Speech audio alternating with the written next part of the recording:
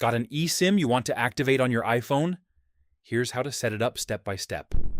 Before we start, make sure you have either a QR code from your carrier or an activation code provided by your carrier. Now, open Settings on your iPhone. Tap Cellular or Mobile Data, depending on your region. Next, tap Add eSIM or Set up Cellular. You'll see a few options.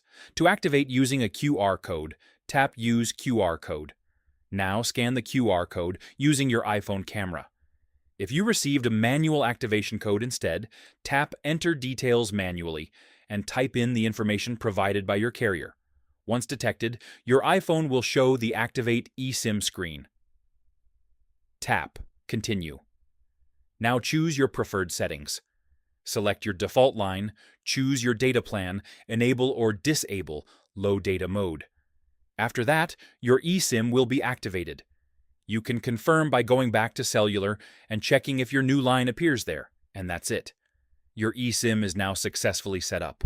If this helped, like the video and subscribe for more iPhone tips.